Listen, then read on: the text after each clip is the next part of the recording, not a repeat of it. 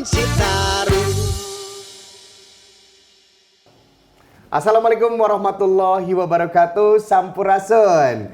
Kembali lagi di Ngonci, ngobrolin Citarum bersama saya Yudi Reven dan tentunya juga narasumber yang begitu luar biasa.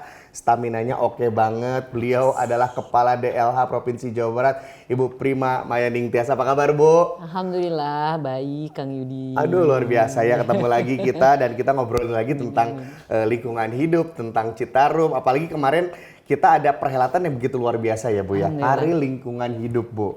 Betul. Nah, tapi sebelum kita ngobrolin tentang Hari Lingkungan Hidup, jadi mau nanya dulu nih, Bu. Apa nih rahasianya Ibu bisa staminanya oke banget dari kota ke kota gitu ya? Aduh, kayak kemarin, Bu.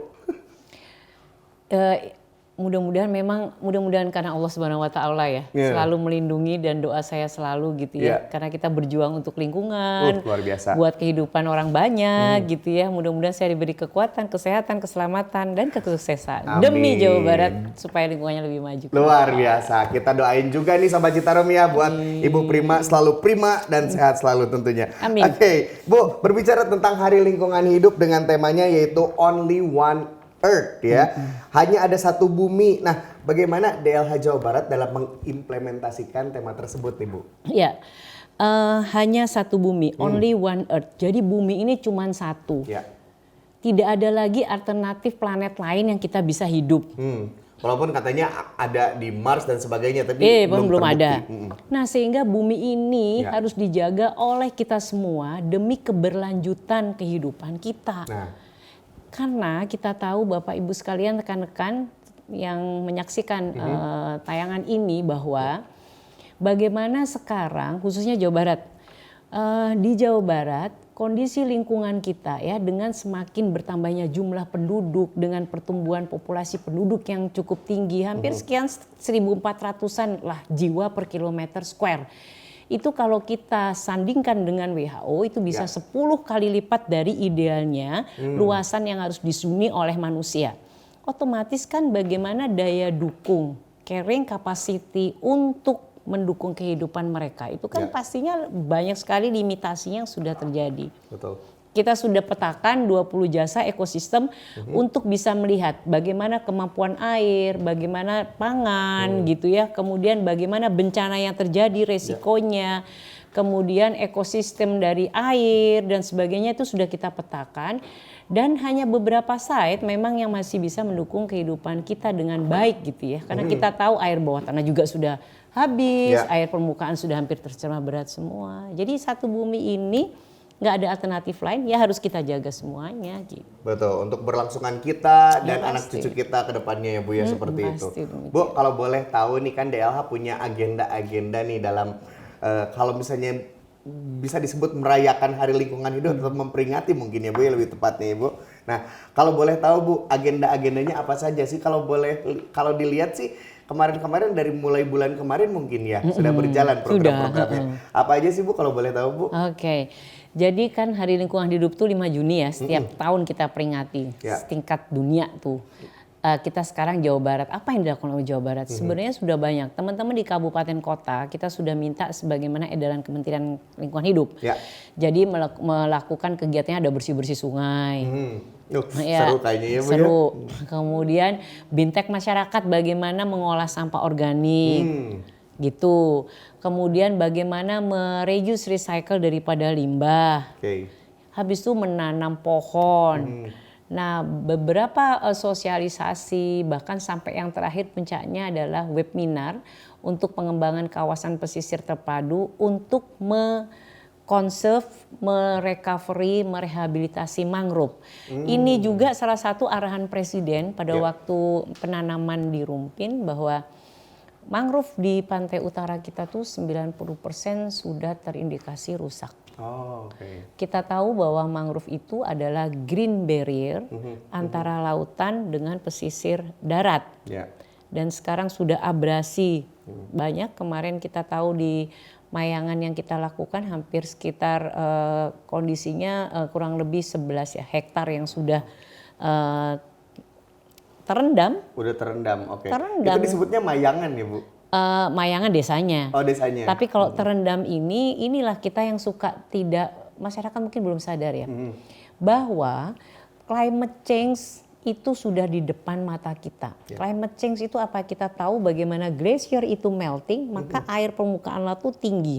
Maka yang kita lihat yang khususnya di Mayangan kemarin itu dia sudah karena tinggi air laut dia menutupilah daratan. Jadi sudah menjadi daratan itu menjadi laut. Belum lagi kalau kita mengambil air bawah tanah seperti Jakarta sehingga ada land subsidence tanahnya turun. Aquifernya udah habis, tanahnya turun, sea levelnya itu rise naik, kalau dia tenggelam. Aduh. Nah ini sudah bukan tidak mungkin lagi, nanti beberapa pulau juga akan hilang akan hal ini. Nah sekarang gimana ngejaga si bumi yang satu ini tetap dia bisa bertahan hidup. Jangan salah, climate change perubahan itu berpengaruh kepada ketahanan pangan. Berapa sekarang harga cabai? 120.000 per kilo. Karena dia nggak bisa hidup dalam situasi suhu atau climate yang telah terjadi sudah unpredictable dan uncertainty. Sebab sekarang musim hujan terus, mana ada musim kemarau? Belum kan masuk? Kemarin saya dengar perkiraan cuma Agustus musim kemarau, selanjutnya hujan terus. Nah, jadi kembali bumi cerita, di dalam bumi itu ada ekosistem. Mau ekosistem laut, ekosistem darat, ekosistem yang ada di udara, dia punya ekosistem yang ada daya tarik menarik antara semua yang ada makhluk hidup dan tidak hidup yang ada di situ berinteraksi. Sehingga kalau satu strata trofik dari ekosistem itu terputus, maka tidak ada yang namanya cycle tadi. Dalam satu bumi ini ada cycling lingkungan dari parameter. Banyak lah ya kalau bicara siklus tuh ada oksigen, ada fosfor, ada sebagainya. Itu harus terjaga stabil. Nah itu. Wow, ini luar biasa insight-nya untuk kita semua nih. Nggak banyak tahu nih, mungkin Sobat Citarum juga ini jadi pengetahuan baru juga, ternyata ngefeknya seperti itu ya Bu ya. Sampai kenapa harga cabai itu mungkin karena climate change itu. Iya, karena dia tidak bisa hidup dengan suhu yang normally sebelumnya. Gitu. Nah Bu, kalau boleh cerita kemarin kan ada puncak Hari Lingkungan Hidup yang digelar nih sama dengan Pak Gubernur juga hadir di sana. Gitu, alhamdulillah sekali. Boleh diceritain nggak Bu keseruannya seperti apa kemarin Bu? Awalnya kita mengadakan FGD ya untuk konservasi mangrove di DLH. Itu yang hadir Pak Doni Monardo hadir, Pak Sarwono Kusuma Atmaja hadir. Kemudian kita kerjasama dengan Wanadri. Kita melihat bahwa Wanadri itu komunitas yang sudah settle banget di lapangan gitu ya. Dan mereka konsisten untuk melakukan itu. Nah setelah kita ngelihat bahwa mangrove sebagai green barrier kita di utara itu udah kondisinya rusak gitu kan. Akhirnya kita lebih fokus. Apa yang sudah dikerjakan oleh community dalam hal ini Wanadri. Kemudian apa yang bisa kita kolaborasi yang ternyata kemarin super duper. Kolaborasi itu ya dari mulai komunitas, dari mulai perusahaan yang bantu ada ONWJ, ada Bio Farma, kemudian ada Majora, ada kemudian Pertamina, kemudian ada dari Astra, aduh banyak banget ya. Kemudian dari perguruan tinggi karena banyak sekali penelitian yang dilakukan di sana oleh mahasiswa. Jadi meneliti vegetasinya, kerapatannya, meneliti ancamannya. Jangan salah, kenapa di Mayangan juga ada Rebana, kawasan yang akan dibangun industri. Iya betul. Ada Patimban. Pelabuhan. Semua kegiatan infrastruktur yang dilakukan di pesisir laut pasti akan merubah pola dari arus laut itu. Kalau sudah polanya berubah di satu site, dia akan terjadi abrasi dan dia abrasi akan menumpuk menjadi akresi tanah timbul di tempat yang lain. Nah maka itu untuk supaya dia tidak terjadi kita pasang itu. Nah di antaranya itu. Maka dari itu kemarin dengan Wanadri karena cukup konsisten terus kegiatan ini berlangsung, kita mencoba untuk di Mayangan ini kita konsis untuk itu dan menjadi catatan adalah itu di atas lahan juga perhutani yang kewenangan Kementerian Lingkungan Hidup. Makanya kolaborasi menjadi penting. Concernnya apa sebenarnya? Kalau kita mau melindungi lingkungan harusnya ada satu pihak ataupun siapapun yang berkepentingan, tidak ada dong yang tidak sejalan dengan lingkungan. Harapannya begitu. Tapi tetap kita pola triangle tuh, mikirin lingkungan, mikirin sosial, mikirin ekonomi, itu harus balance sebenarnya segitiga itu. Nah membalancekan ini memang maka dari itu beberapa regulasi lingkungan, beberapa aktivitas yang kita lakukan dari mulai perencanaan sampai dengan pengawasan pengendalian itu kita harus lakukan dengan konsisten. Jadi kalau mengutip kata-kata dari Pak Gubernur katanya kurangi kompetisi, perbanyak kolaborasi. Mungkin kemarin itu adalah implementasi kolaborasi dari beberapa stakeholder ya Bu ya? Klik. Betul ya. Cantik banget kemarin. Itu bagus banget. Saya melihat semua orang bekerja. Dan kata kuncinya kalau buat saya, jangan pernah menyalahkan orang di dalam mengelola lingkungan. Itu pemerintah yang salah. Oh itu komunitas yang merusak. Oh itu industri yang tidak berkontribusi. No. Kalau Anda sudah melakukan salah satu merasa yang paling benar, itu yang salah banget. Itu yang salah. Salah banget. Oke. Yang benarnya ini kan satu bumi buat kita nih. Anda kan kepentingan mau nafas di bumi ini. Betul. Masa nggak jaga sih bumi ini biar ngeluarin oksigen? Mangrove itu dia ngeluarin tuh setengah kilogram satu pohon kalau dia kanupinya cukup besar. Kita butuhnya setengah kilogram per orang per hari. Itu bisa ya? Itu bisa memenuhi itu. Karena dia mengeluarkan oksigen, dia akan menyerap CO2 yang ada. Nah jadi harus punya kepentingan itu. Anda butuh masih air yang bagus. Ya tolong jaga. Jangan Anda buang limbah ke air, sumber air. Kan gitu mestinya. Betul. Anda butuh nafas yang bagus. Selain kita nanam pohon. Tolong tekan emisi gas buangnya dari transportasi. Jangan semuanya jadi keinginan memaksakan suatu kehendak mengorbankan yang lain. Ada yang kita kenal tuh. NIMBY namanya. NIMBY. NIMBY apa tuh? NIMBY. Not in my backyard. Kalau orang udah bilang sampahnya jangan di gue, kan nggak benar tuh. Enak di lu nggak di enak yang lain kan nggak benar kan kayak gitu. Itu dia. Oke, luar biasa sekali. Kolaborasi. Baik Bu, nah ini mungkin kenapa juga dipilih Subang menjadi puncak acara lingkungan hidup kemarin ya Bu ya, karena tadi itu ya Bu ada Patimban ada sebagainya gitu. Dan cukup strategis itu sih kawasan itu. Dipilihnya adalah kawasan Jawa Barat yang paling utara Ibu ya. Paling utara. Saya tadi katakan 90% mangrove di utara itu rusak. Oke. Wah, ini PR banget nih ya Bu ya buat kita semua nih. Buat kita semua. Dan kita mencoba membuktikan ini adalah saya rasa bukan hanya pilot project, ini sudah bergerak, ini mereka juga berjalan teman-teman komunitas Wanadri itu. Nah, kita ingin membuktikan bahwa sebenarnya kita bisa sebenarnya melakukan itu dengan baik. Setelah itu ditanam, dikonsep, dijaga. Betul. Tolong ada juga peraturan-peraturan yang tidak mengeksploitasi lagi lokasi itu. Itu yang penting. Jangan kita ditanam gitu tiba-tiba ada yang eksploitasi lagi kan dari nol lagi ya Bu ya. Ya iyalah, apa gunanya kan saya kasihan sayang gitu ya gitu. Nah, ini pengen tahu dari point of view seorang Ibu Prima Mayaning Tias nih. Menurut Ibu sendiri apa sih pentingnya Hari Lingkungan Hidup Bu? Ya. Kalau hanya peringatan itu buat saya itu jadi nggak penting sebenarnya. Hanya peringatan seremonial, tetapi tanpa didasari pada bahwa kita tahu, bahwa kita sadar dan kita harus melakukan aksi merubah mindset kita bahwa lingkungan kita itu buat kita dan buat semuanya. Dan menjadi kata penting. Allah Subhanahu wa Ta'ala sudah menyatakan di beberapa ayat di dalam Al-Quran bahwa jangan merusak bumi ini. Itu pikirin dong. Kita mati juga nggak bawa kan semuanya yang ada di sini. Betul. Jadi pikirkan bumi yang satu ini untuk keberlanjutan semua umat begitu. Begitulah filosofinya. Filosofinya oke, ini menarik banget. Dan tentunya Bu, kalau misalnya ngobrolin tentang kontribusi atau langkah kecil Sobat Citarum dimanapun berada yang sedang mendengarkan atau menyimak kita berdua nih Bu, apa kira-kira yang bisa dilakukan ya di lingkup skala kecil, mungkin di rumah nih ya dalam peringatan atau Hari Lingkungan Hidup ini Bu? Iya. Menyadartahukan masyarakat dengan merubah mindset dan sikap lingkungan itu banyak hal. Kita sudah banyak contoh ya. Contoh adalah jangan buang-buang sama air. Gunakan air seefisien mungkin. Kata Ustadz aja wudhu bisa pakai 1 botol air kecil itu kok gitu. Ngapain harus dikeluarin keran yang besar. Kemudian bagaimana Anda mengolah sampah. Semua orang setiap hari 0,5 kilogram sampah diproduksi. Kalau nggak perlu pakai plastik, jangan pakai plastik. Perda larangan plastik sih sudah ada gitu ya. Tapi komit nggak kita semuanya pada bawa tas belanja? Betul. Nah itu kan sebenarnya. Kayaknya banyak yang lupa ya Bu ya. Nah gitu ya. Kemudian air banyak. Kemudian listrik, efisiensi energi, pemanasan global tadi yang kita awal cerita gitu ya. Nggak ada yang penting dimatiin. Pakai seminimal mungkin efisien energi gitu kan. Nah apapun kita mencoba berpikir efisiensi dan efektivitas. catatan kemarin 10 perusahaan yang dapat proper ya, kemarin itu dia melakukan efisiensi di beberapa aspek.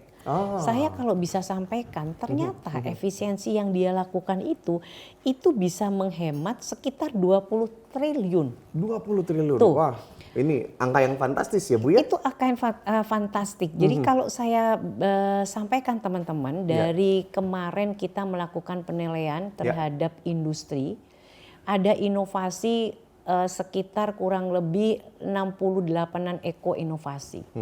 Nah kemudian di sini dia melakukan efisiensi berkaitan dengan aspek energi, penurunan emisi GRK, penurunan emisi udara, mereduksi limbah B3, kemudian efisiensi air, upaya 3R limbah non B3, penurunan beban pencemaran air limbah. Itu semua nilainya itu sekitar 20 triliun tadi yang saya ceritakan. Dan inovasinya puluhan inovasi untuk melakukan efisiensi itu. Nah berarti sebenarnya kalau semuanya orang berpikir bahwa lingkungan ini mahal karena buminya satu. Sumber daya alamnya itu kalau nggak direcovery juga akan gimana coba. Air yang sudah kita ambil habis eksploitasi, kemudian kita bikin limbah yang kualitas airnya udah jelek, kita mau kembalikan lagi seperti semula? Gimana tuh ceritanya? Nah, maka dari itu efisiensi ini menjadi penting. Tadi jadi banyak air, sampah, energi, udara, nggak usah pakai mobil satu orang satu. Pakai sepeda, saya pakai sepeda dari Cimahi ke dia. Oh gitu. Luar biasa loh. Kalau bisa mah nebeng aja ya Bu ya. Nebeng boleh, nebengers sama temen tebengers gitu kan, ke kantor kalau main-main gitu. Gak usah bawa satu mobil satu ya Bu. Gak usah lah, itu kan efisiensi namanya. Ya, kalau misalnya dekat, tapi Ibu juga dari sini ke Cimahi lumayan juga ya Kak. 30 kilo dong. Sepeda, wah mantap. 20 kilo ya. Ini jadi inspirasi juga buat kita nih. Semoga juga Sobat Citarum juga kalau misalnya bike to work ya ada ya. Ada beberapa gerakan mungkin bike to work, bike to school gitu pakai sepeda lah ya sekarang gitu. Bu, berbicara tentang lingkungan nih Bu, sebenarnya bagaimana sih keadaan indeks kualitas lingkungan hidup atau IKLH saat ini di Jawa Barat nih Bu? IKLH yang ada di Jawa Barat, baik. Sekarang kalau bicara indeks kualitas lingkungan hidup itu terdiri dari indeks kualitas air, indeks kualitas udara, kemudian indeks kualitas air laut. Sekarang ada indeks kualitas air laut. Oh, ada air laut juga. Kemudian indeks tutupan lahan. Nah, kemudian ada lagi satu indeks penurunan emisi gas rumah kaca. Nah, di data kami 2021 nilainya 62,68. Jadi masuknya kriterianya sedang. Sekarang 2021 nilainya segitu, yang lalu nilainya 61,59. Jadi naik 1,09 poin. Naik 1,9 poin. Ya, itu berharap ini karena pandemi mungkin ya. Makanya saya jadi ngeri-ngeri sedap nih. Pandemi kemarin aktivitas berkurang ya. Sehingga produktivitas orang semakin berkurang. Banyak industri juga yang tutup ya karena bangkrut dan sebagainya. Jadi indeks kualitas airnya cukup meningkat dengan bagus. Nah, tetapi ini yang harus kita pertahankan. Apakah setelah aktivitas semua bergerak, kegiatan ini masih bisa kita kendalikan yang namanya komponen-komponen lingkungan yang terkena dampak yang akhirnya kita ukur dan menjadi indeks kumulatif itu. Ya, apalagi sekarang kan masa transisi ya Bu ya, dari pandemi ke endemi.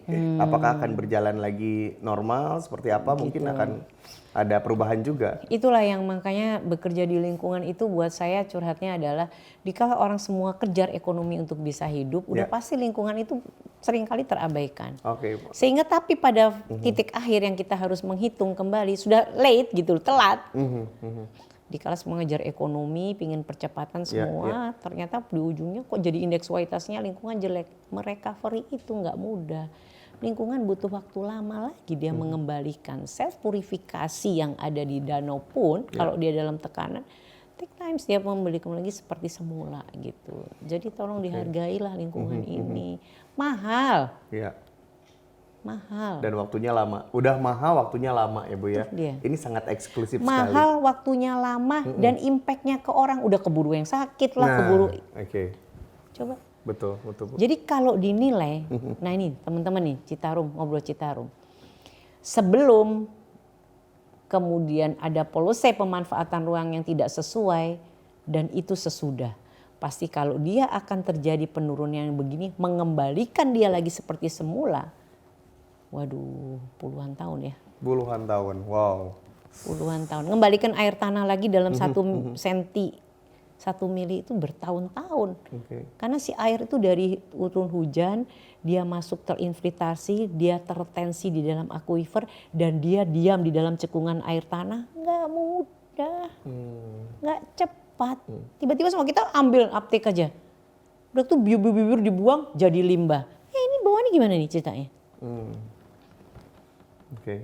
Itu dia. Orang-orang nggak banyak yang mengetahui ini ya Bu ya. Mungkin dengan Bu Prima bercerita seperti ini menjadi insight untuk kita semua nih Bu. Coba itu. Pikirin sekarang kalau hutan di atas dibabat, diganti sama kentang. Kentang hanya sesaat kebutuhan industri tertentu orang makan kentang. Apa yang terjadi kalau itu dibabat? Erosi masuk. Longsor ya Bu ya. Udah longsor, kemudian masuk jadi sedimentasi di sungai. Sungainya makin menyempit. Sungai menyempit, presipitasinya gede, airnya kebuang, jadi genangan banjir. Kasus baru lagi yang ada ditimbulkan di situ. Yang harusnya air itu tidak sampai menimbulkan erosi itu. Nah itu sebenarnya kan ulah manusia kan semuanya ini. Betul. Kayak kemarin mungkin contohnya ya Bu ya, tiba-tiba sungai menjadi merah gitu di Cimeta Bu. Itu juga kasusnya, ampun kata saya. Jadi itu salah satu contoh bahwa masyarakat tuh belum care loh. Sungai itu jadi buangan sampah. Jadi mereka menemukan di situ setelah kita investigasi ya, kita selidiki, itu waktu merah saya langsung turunkan orang ke lapangan. Ternyata dari titik merah kita telusuri 6 kilo berjalan ke bawah ya kan dari hulu ke hilir, itu udah hilang tuh merahnya. Nah kemudian 2 orang ini yang ngebuang itu gimana ceritanya itu bisa sampai dibuang ke situ gitu ya.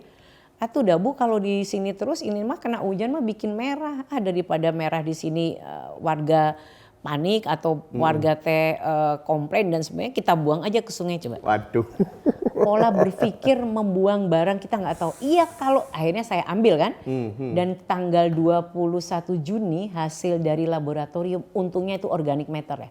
Itu tidak ada mengandung B3 sama sekali si benda padat tadi itu.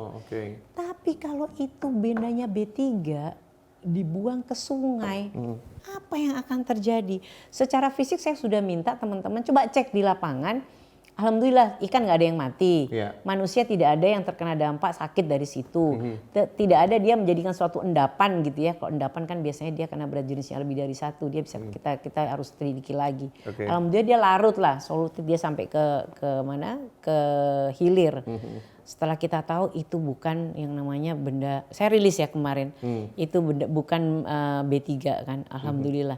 Tapi bukan alhamdulillahnya yang B3, andai kata itu B3 dibuang oleh orang. Nah itu dia.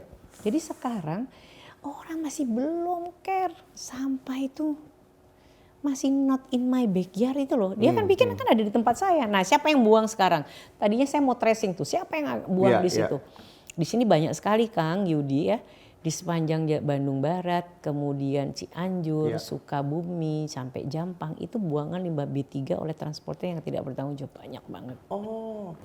Itu ya. Banyak banget. Nah sekarang ini mumpung kita ada di sini, tolong masyarakat saya menghimbau, kalau ada yang membuang sampah, yang ditengarai sampah itu bukan sampah domestik, sampah B3 atau sampah infeksius gitu ya, apapun segera kalau Anda tahu, foto kendaraannya, plat nomornya foto, laporkan ke kami akan tracing itu apakah sampah domestik ataukah benar-benar sampah B3 yang dibuang di jalan. Di jalan itu tadi. Itu kan bahaya banget tuh.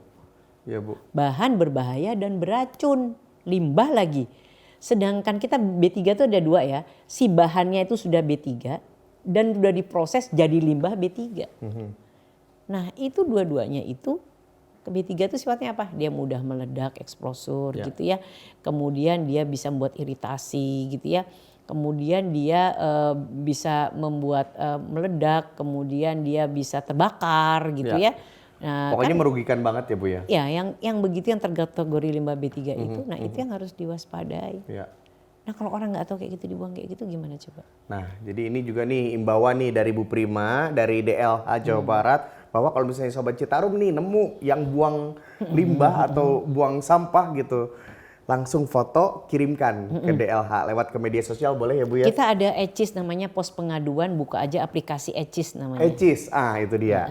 ECIS ya jangan lupa. Oke Bu Prima, kita ngobrol-ngobrol ini seru banget, tapi apa daya durasi yang harus memisahkan kita, Bu. Baru juga berapa menit ya Bu ya ini ya Bu ya, tapi kerasa aduh luar biasa sekali ini pertanyaan-pertanyaan ini dijawab dengan begitu luar biasa dengan Bu Prima. Selalu amazing kalau Bu Prima tuh ya. Kang Yudi yang bisa aja. Dia yang lebih keren untuk memancing kita semua. Bu Prima, mungkin terakhir nih ya untuk Sobat Citarum, apa harapannya untuk masyarakat, untuk semua tentunya wargi Jawa Barat nih mengenai lingkungan hidup ini, Bu, silakan. Ya, baik, terima kasih Kang Yudi. Ya. Baik warga Jawa Barat yang saya cintai dan saya banggakan, berkaitan tidak hanya dari lingkungan hidup. Setiap hari kita harus berpikir bagaimana kita harus melestarikan lingkungan itu untuk keberlanjutan kita semua. Lakukan apa yang bisa Anda lakukan dan pastinya banyak yang bisa Anda lakukan. Open mindset Anda. Harus berpikir efisien dan efektif dalam setiap tingkah laku kita, dalam setiap perbuatan kita, dalam setiap aktivitas kita. Lakukan semua dengan efisien dan efektif menjaga bumi yang satu ini. Ya, karena buminya cuma satu untuk kehidupan yang berlanjutan ini. Di mana lagi kita akan hidup kalau tidak menjaga itu? Efisiensi penggunaan air. Anda kurangi sampah sebanyak mungkin. Efisiensi energi yang Anda lakukan. Gunakan seminimal mungkin kendaraan untuk menekan emisi gas buang, begitu ya. Konservasi lahan di sekitar kita, dimanapun kita berada, hijaukan itu semua. Kata itu adalah sumber oksigen bagi kehidupan kita semua. Dari yang kecil kita bisa lakukan dari mulai sekarang untuk masa depan. Oke, luar biasa.